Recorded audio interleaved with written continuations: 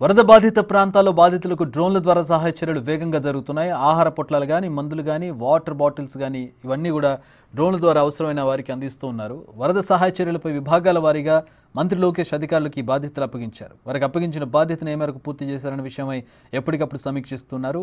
వరద బాధితుల కోసం ఉమ్మడి కృష్ణా జిల్లా వ్యాప్తంగా 81 పునరావాస శిబిరాలు ఏర్పాటు చేశారు.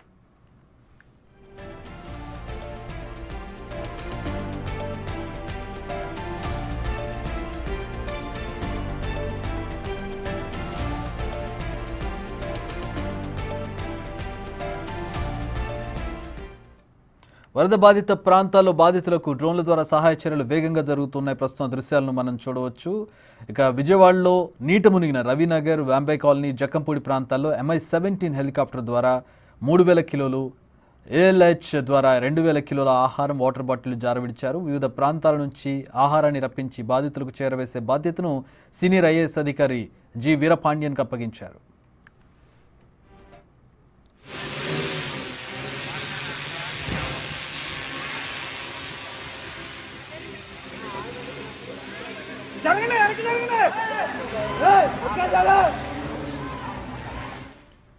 బాపట్ల, గుంటూరు, ఏలూరు జిల్లాల నుంచి ఆహార పొట్లాలను పంపించాలని టెలికాన్ఫరెన్స్లో ముఖ్యమంత్రి ఆదేశించారు. వరద ముంపు ప్రాంతాల్లో వ్యాధులు ప్రబలకుండా మెడికల్ టీంలు ఏర్పాటు చేయాలని వైద్య ఆరోగ్య శాఖ కార్యదర్శి కృష్ణబాబుకు సూచించారు.